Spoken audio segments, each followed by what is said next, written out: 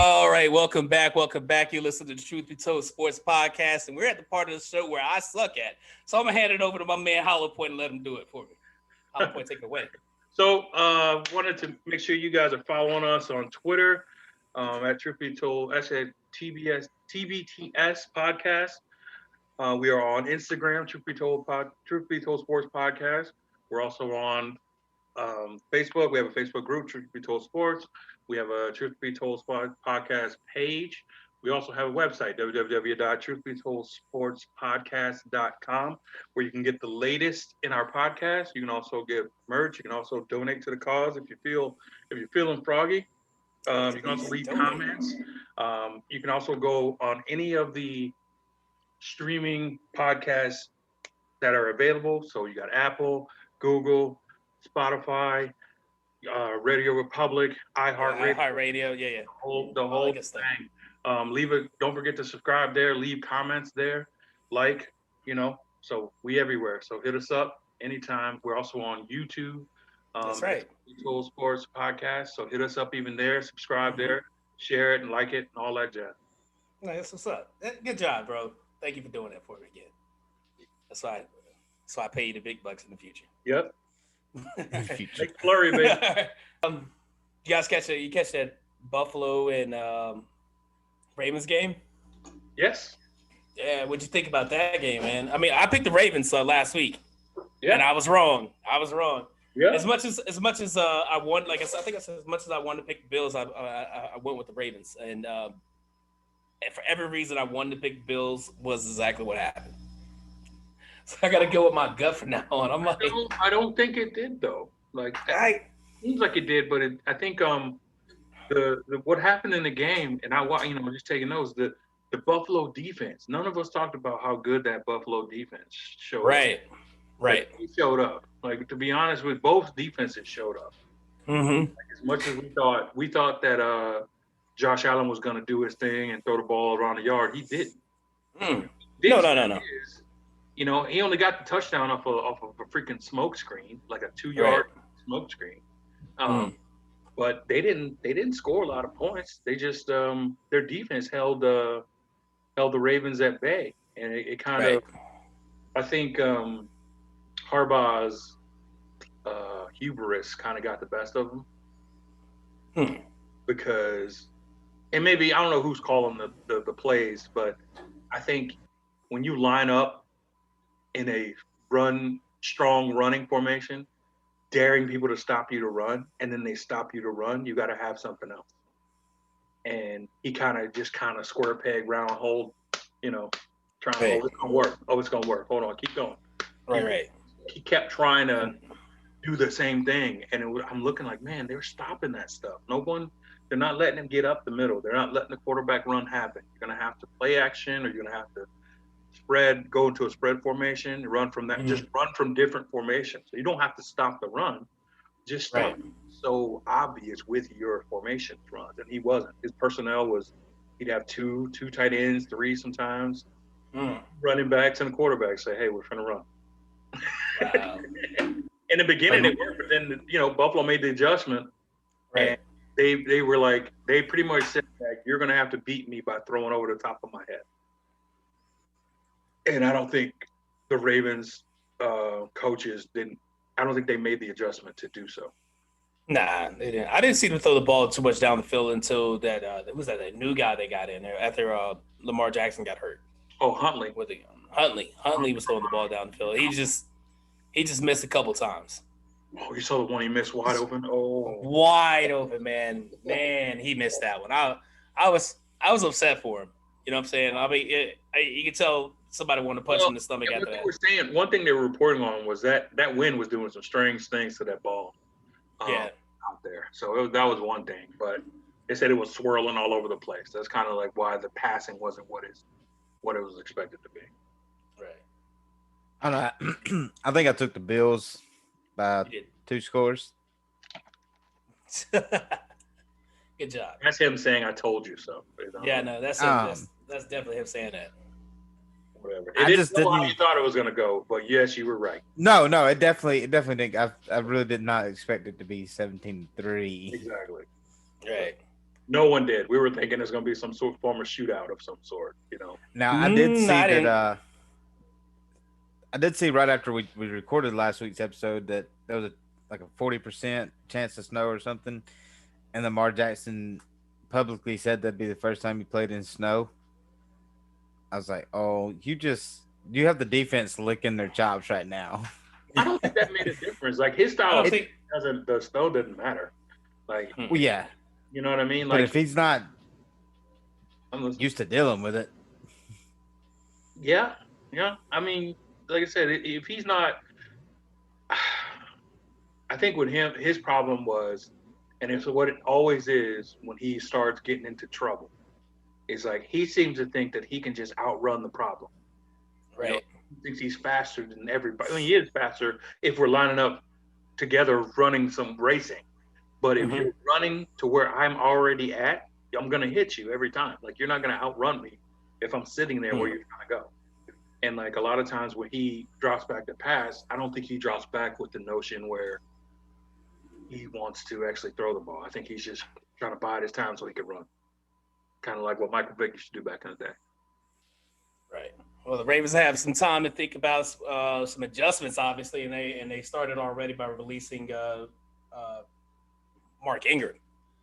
Oh yeah, I saw the writing on the wall with that. Yeah, they released Mark Ingram today, so we're gonna move past that. Hopefully, and we'll see what happens in the future with those guys. Woo woo.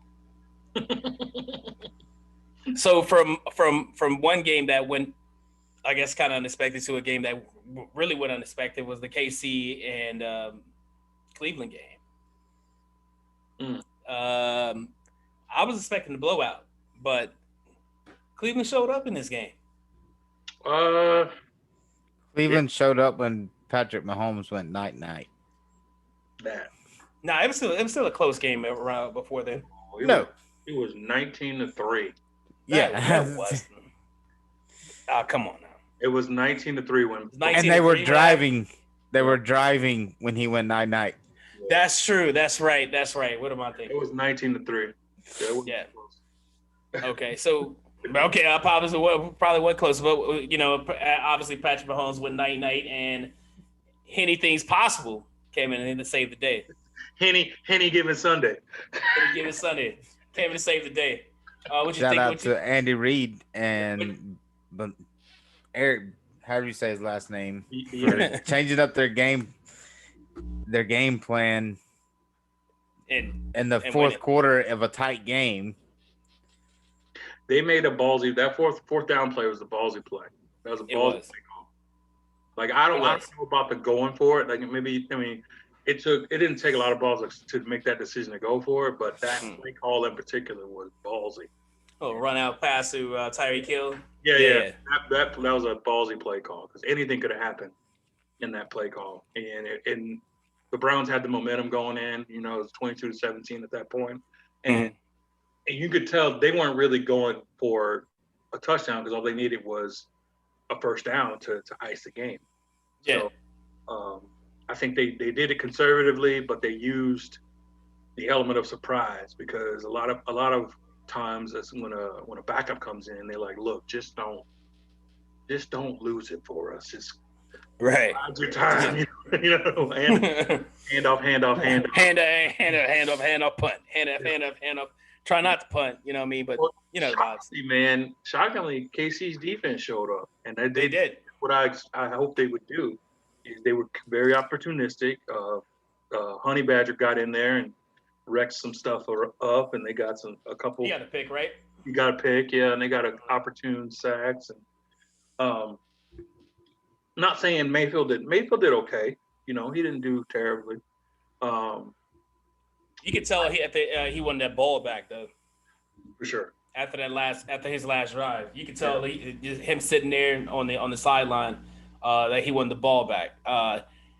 There were some times like he was sitting there. I could tell like just looking at him, look at his body language. He was down on himself right after they went out. The Cleveland went out on their last drive before they punt the ball to KC. Yeah. And then you can see it again, like he was like a little kid. He was like, "Oh, I'm gonna get another chance. And then they convert on 4th and inches, and he goes back and sits down. No more chances. You're done. What do y'all think of Cleveland? Do you think they'll be back in the playoffs next year, or do you think there was just a fluke season? I think they'll be back. It depends on the offseason, man. Like, I want them to be. I think if they had to keep their running game together, that's the first thing. That's gonna be their part. They keep that running game together. I think they should trade OBJ and get some more pieces for him. Because it's so much better without him. Because there's no feeling of having to get him the ball, or else he's going to tear the team up. There was no need to trade for him to begin with, but that goes back to David Gettleman. You know what I'm saying? That goes back to David Gettleman.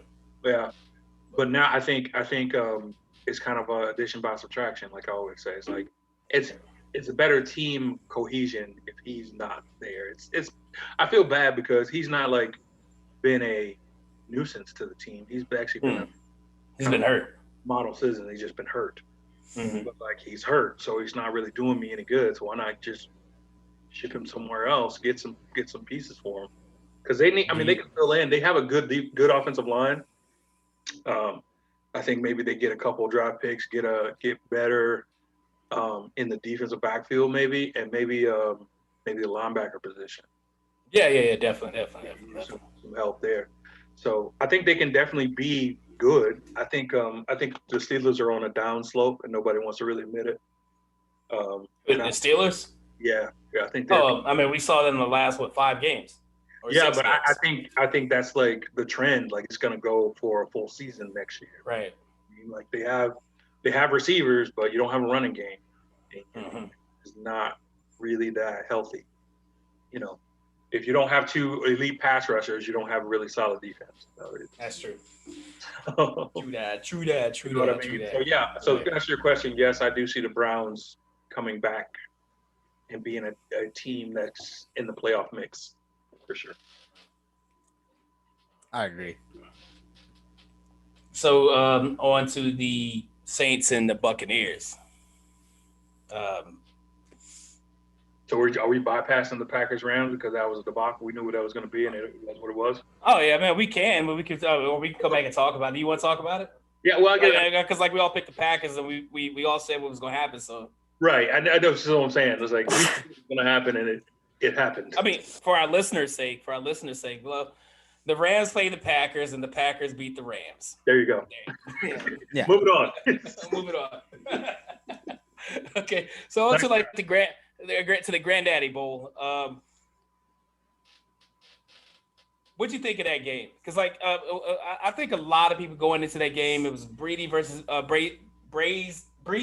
Brady. I can't fucking say that. Breeze versus Brady, and it was expecting like I guess a lot of like an aerial assault for both sides, or like a duel of the quarterbacks. It didn't want like that at all. I kind of feel, and to be honest with you, I kind of feel bad for Drew Brees, like for just going out that way. You know what I'm saying? I don't know if that was the expectation. I think Drew Brees it was billed that way, but we knew that the Saints were good because of their defense, not necessarily because of Brees this year. Drew Brees, right? That defense didn't show up. That's why I went with the Buccaneers in this game last week. Yeah. I saw that. It didn't show up to what it has been the last several weeks. Right. They didn't wreck shop. I would say. I think they did a really good. They didn't like the number 1 defense this week. No. Number 1. No, not at all. Not at all. Here's what I think, right? I think it was a masterful job on both ends of making adjustments. I think there was some real in-game chess matching going on. Like, the Saints were playing two-man deep all game because they relied pretty much on their front 4 to get home. And so they pretty much dared you to run the ball. Right. Because they were going to rush 4 and they're going to drop back 7. So you're going to have to be precise on where you're going to throw the ball. And you're not going to have a lot of time to do it because they do so many twists and stunts in the front to where somebody always makes it back there, and you don't have as much time as you think you would normally. That being said, and then on the other side, Todd Bowles on the defense, and what I think he did a great job was he realized that Breeze wasn't going to throw the ball over 20 yards. So he condensed his defense, making it harder for him to do those little angle slants and drags and all that other short passing that he liked to do. So right, he was missing on some passes that were bad. Like he was missing really terrible. Bad, and then he was getting pressured. And then, like I said, he was in space. He was clogged in there. So like they feasted on him, you know. And everybody realized that he wasn't going to beat you over the top. So it was like, well, why am I playing him up close?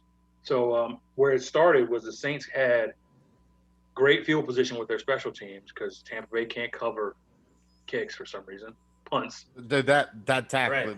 Don't get me started on that. Right. God dang. Right. So Saints started off the first like 3 or 4 possessions with plus field positions, and they couldn't score. They couldn't score touchdowns. That's how they get the 6 points. Yeah. Those 6 points, right? They got the one. They got at the 20-yard line. They started at the 20-yard line, didn't score. And I'm like, when they did that, I was like, oh, it's over. Y'all can't. You got to cash those in, right? You got to cash them. So they came back. They came out. They didn't score. Defense held on. They didn't, like I said, they didn't play like Saints normally play. I think that was due in part to what Tampa was doing. Right. I think Tampa didn't play great on offense either. They ran the ball well. And Tom didn't turn the ball over. Plain and simple. It's like 4 turnovers for the Saints, no turnovers for the Bucs. Right. Boom. There it is. So, hard to win a ball game when you lose a turnover margin. Yeah, -4. You tell me someone who's won a ball game -4 in a turnover battle. Yeah. You know? I think it went kind of as expected. We didn't think there was going to be a lot of deep balls thrown. Obviously, 2 aging quarterbacks.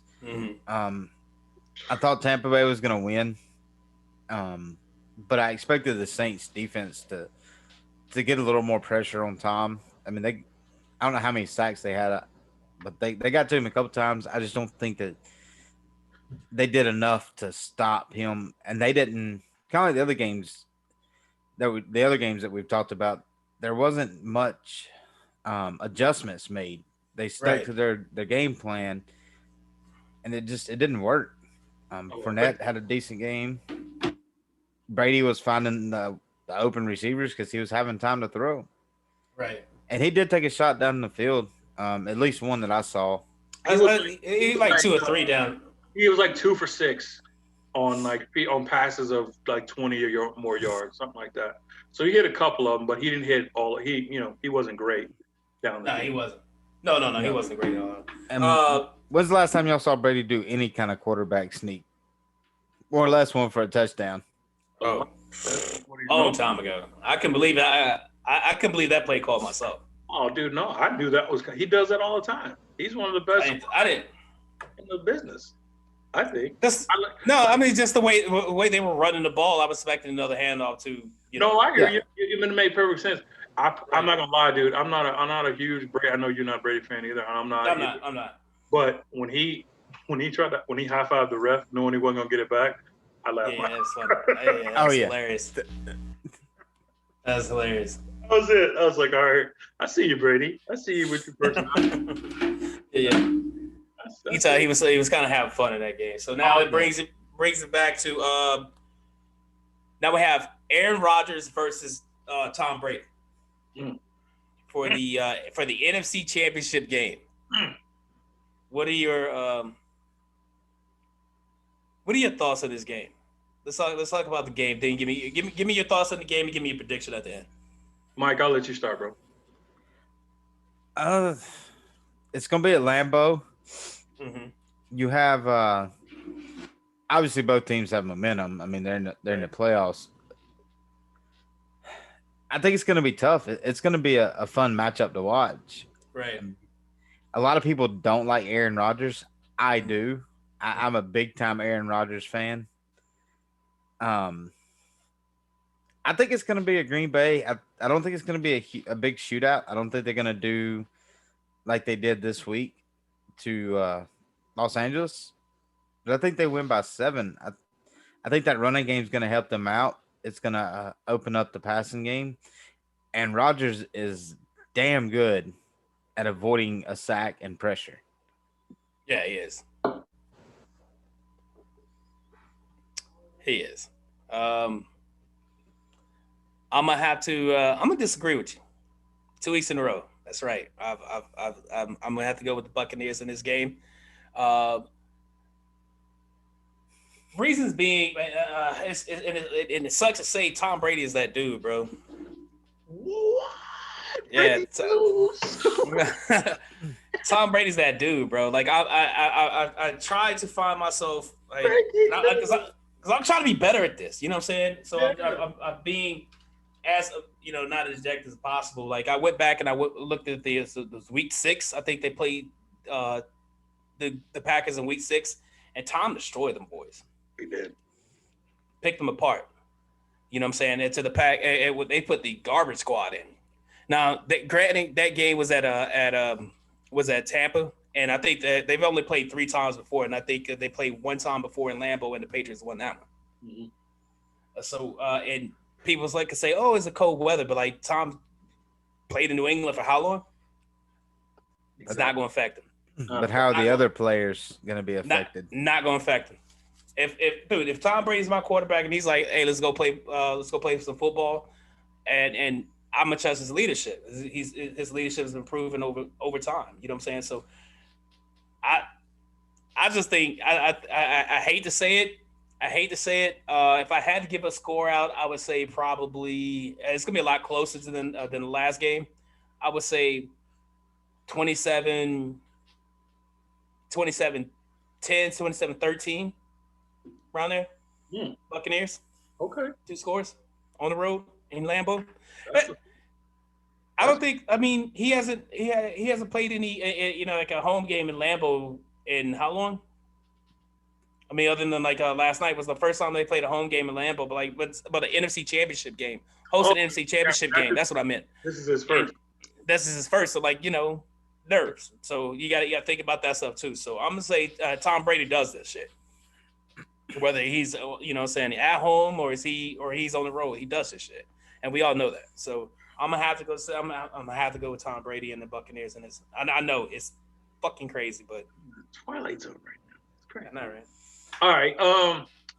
I was surprised by that. I'm not gonna lie. You took me for a loop there. I kind of 2 weeks in a row. 2 weeks in a row. I kind of assumed that Mike was gonna go with the Packers because of his love for Aaron. Yeah.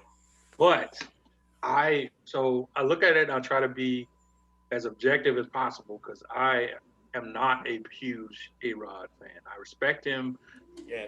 Probably does. He probably if he gets the MVP this year, I can't really argue against it at all because he's played his ass. Oh, he deserves it. He deserves it. I couldn't argue against it at all. Right. But I think the Bucs going to come in there, and like you said, the weather's not going to be a factor because Brady's been in that weather. He's been in that weather. He's played in that weather, and it's not going to be his entire career. It ain't going to be anything new to him. So I think you take that factor out, and they're going to have some fans in there, but not enough. I don't think not enough to make a huge difference. Right. To be a home field type advantage. I just think the Bucs are all around better. I think their defense, Devin White, and at the linebacker position, is a monster. Mm-hmm. He is like Ray Lewis, but younger, faster, and stronger. Oh yeah, absolutely. The game that I watched him when he played this past weekend, he was all over the field. That one pick he got, I was like, ooh. I actually tweeted out. I said, "Smooth criminal." he went. And then he came in. He got the fumble. He was all over the place. I think he got a couple pressures. From that position, I think he is a game changer in the middle of the field, and that's what you need. And I think Bucks going to get enough pressure on Aaron to not necessarily like sack him or not, but it's. Oh no! The last game they played, Aaron Rodgers hit the ground a lot. That's what I'm saying. Like they got a lot of pressure. The thing about Aaron Rodgers, and if you guys go back and watch the NFC Championship game last year with the 49ers, they got to him a lot, and it started off with pressure, and basically you get him off his first backdrop where he got to move out of his comfort zone, and he'll fold. He is folded on big games like that. Not saying that he won't come out of it and make plays, but like it won't be the same Aaron Rodgers that's comfy back there. It's going to be the Aaron Rodgers where you're talking like, where's his offensive line? That's the one you're going to be Did they show up to play at all? Yeah, but I mean, he was stepping out. He was still getting. They're still getting to him and putting him to the ground. Mm-hmm. You know, but he was still being able to make his throws this past week against the Rams defense. And y'all know what I think about them. Mm-hmm. He did. He was still against him. I was very surprised. I didn't think he was going to do that well, but at the same time, Donald was hurt, so he didn't get 100% of what their pass rush is about. When Donald was on the sideline most of the game, I think he was only there for window dressing. I mean, that's neither here nor there. He played an excellent game, even with Ramsey on the field. He threw at Ramsey. I mean, Adams got like eight catches, like 100 or so yards, got a touchdown. So, I mean, he didn't get shut down. Like, Ramsey's used to shutting top receivers down. He didn't shut Adams down. So, that's kind of a kudos to Aaron Rodgers and their offensive crew. But I think Brady puts a different pressure on them. What Brady does and what that Tampa Bay Bucs offense does is kind of like, okay, well, you have to score touchdowns. You can't have any bad possessions. Because if you get more of kind of a rushed type of, we have to get this now, kind of a sense of urgency. And I think that's what, and playoff Brady is just playoff Brady. You just, I'm willing to lose on Brady. So I think Bucs win. I think maybe they win probably about 10. We'll call it 27-17. Sounds about. I can live with that. I think it's gonna be a long run. I think the run game is gonna play a big part of it.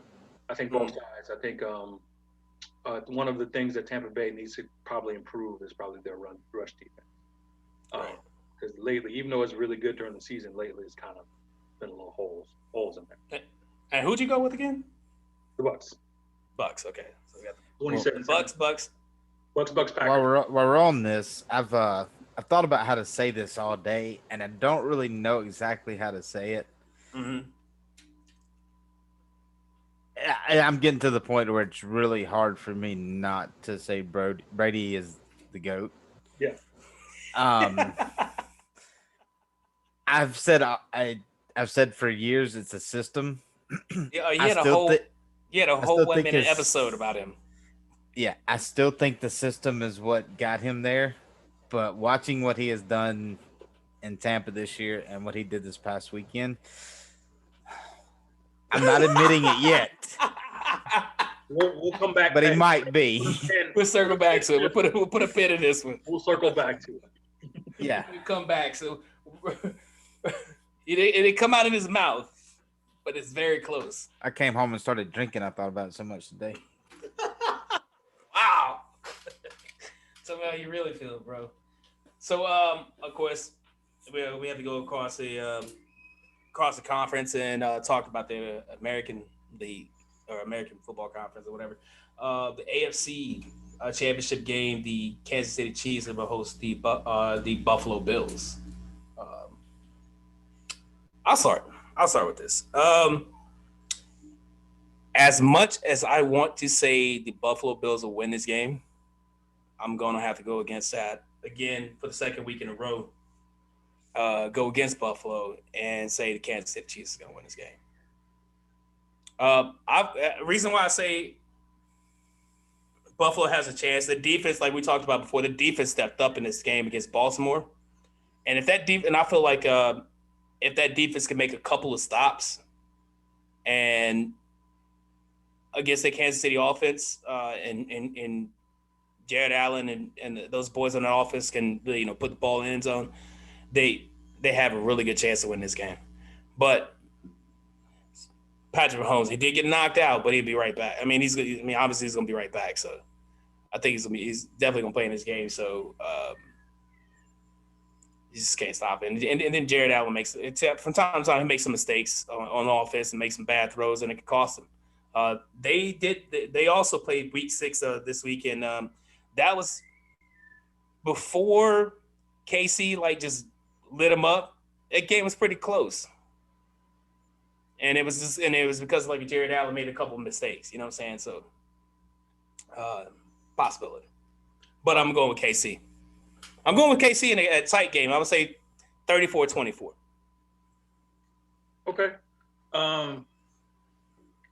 First off, I want to start by like all year. I don't think I really gave Buffalo the respect, kind of like they deserve, because it's an excellent year. You know, I'd always create one reason or another why they're doing good, whether it's the schedule, where their division is trash. You know, one reason or another. But they've actually balled out this year. I really respect what they've done. They've had a great year. Jared Allen. Josh Allen. Yeah. Is it Josh Allen? You said Jared Allen. I said Jared Allen. I apologize. Sorry, Josh or Jared Allen. Josh Allen. Jared was the pass rusher from Minnesota. Right. Josh is the quarterback in Buffalo. Josh Allen has played his butt off to even get in the mix for an MVP discussion, even though he's not one of them. Right. He's played his tail off. He's played really well. And I owe him that. I owe him that respect. I give him that respect. That being said, they got to go to Kansas City. Right. And like I said in the last, you're not going to go in Kansas City in a playoff setting, and beat them. I just don't see that happening. I think I ain't gonna say the moment is going to be too big for Allen, but I think you're going to see him once Mahomes is back and forcing that offense down their throat like he normally does. He's going to put that pressure on you to try to make some play that you ain't going to make. And everybody's already been saying that how great Allen's arm is. He's going to try to prove it during that game. And that's what I'm saying. Like crucial mistakes that he could, he gets in those situations. I feel exactly what you're saying. He gets in those situations and the situation. Right. And I think one thing, if you take out the Dolphins game for Mahomes, take out the Dolphins game where he threw those 3 picks, you've never seen Mahomes in a situation where he just makes bad decisions. No. Like there's never a moment where he's just trying to where he does something where he's not in control. All those things that he's done where he's like throwing it with his left hand or no look passing, he's under control. Okay, but he's under control. When he ran and he got knocked out, he lost all control. Well, that's different. He got bulldog and he boo-booed on himself. And real quick, man, Kareem Hunt was mad petty that entire game. Man, whatever, the Kareem, man. He showed his ass down, man. He was bad. 2 touchdowns. He did the Patrick Mahomes like dusted off his chest thing, and then he faked like he was gonna throw the ball into the stands. And then the second time was after Patrick Mahomes got knocked out. He went and laid down on the ball. But here's the thing about Hunt. Like, I like him, and he's a hell of a Right. He is out of Kansas City because of his own damn self. Exactly. Yeah. Because of nobody else. He's lucky to be in the. If Patrick Mahomes comes back, it's Kansas City. If Patrick Mahomes, for some reason, does not pass the protocol for the NFL's concussion standards, Buffalo wins. It all stems from Mahomes, honestly. That's fair.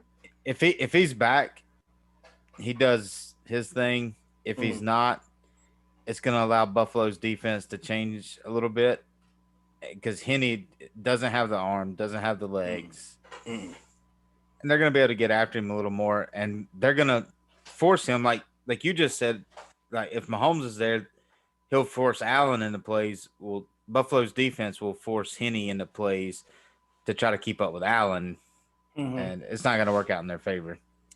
That's pretty fair. That's. I mean, I would have to agree with you on that one as well. The way I saw it was that from what I hear, Patrick Mahomes was ready to jump back in that game. Like he just got knocked out for a second. He was ready to come back in it. So that's what I think. And talking heads really are bringing a lot of attention that I saw. Well, so I just reading up on it while we were talking about it, and it said that he was ready to go back in, but he passed some things, but he didn't pass everything. And then Andy Reid was like, "Oh, he passed everything, but he still has to go through the rest of his protocol before he can." So I think they're just kind of they're saying what they have to right now to not let anything out. Yeah, lucky for them, they were in a good enough position to. At that point, I guess apparently I was wrong, but a good point, to like bank on like saving him for the next week. Yeah, so. And I think you have to at that point. Yeah. I mean, you rely on what's got you there outside of him, and pray it continues until he can get healthy for next week. Chad can do it. Chad can hold this lead. One touchdown. What's he doing? And then he threw that interception. He's like, "Yo, what are you throwing?" Yeah. Yeah. But he was like, "What the hell is you doing?" It is what it is. So who do you say wins this game? KC?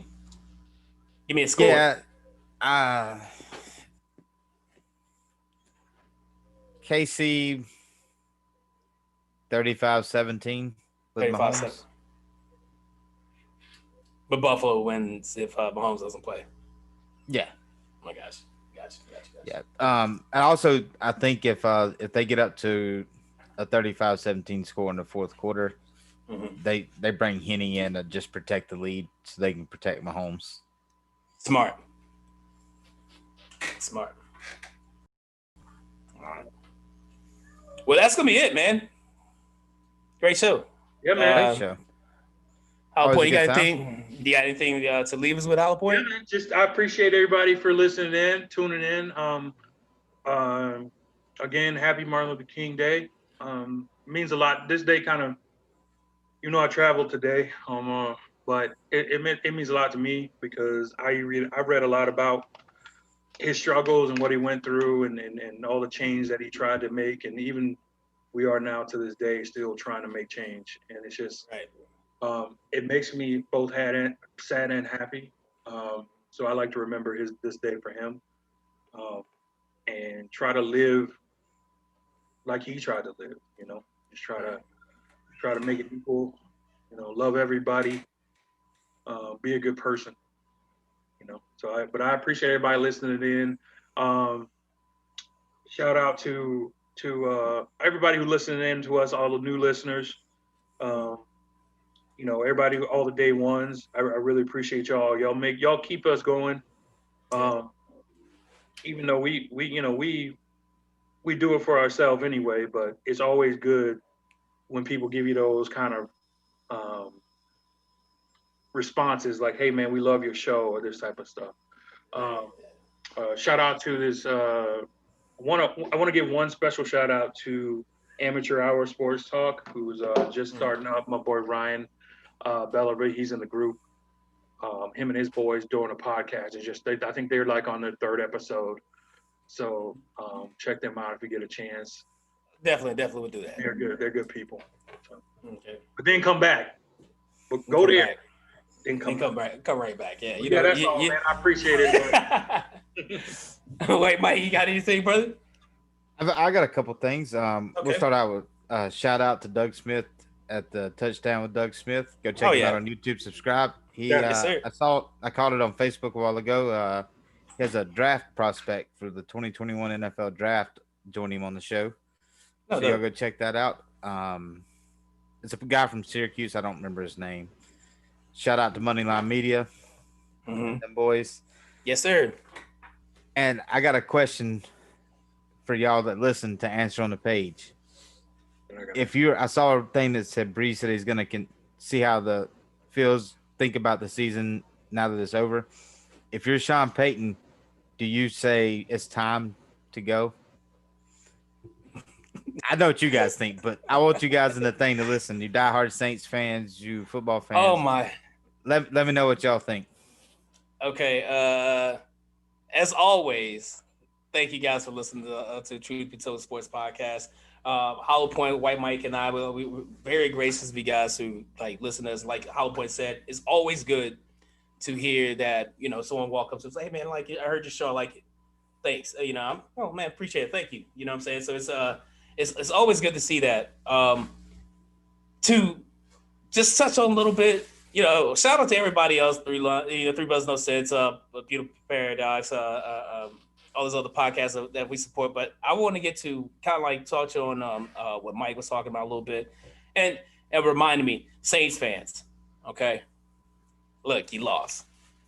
I'm getting tired of your excuses. Like it seems like it's every year. Just take your goddamn loss, shut the fuck up, and go home. You know what I'm saying? I'm tired of it. Like, dude, stop it. Okay, you lost. It's okay. We all take our L's. You can take one too. It's all good. That's it. That's all I got. All right, thank you guys for listening. Rest in peace, Kobe. We out.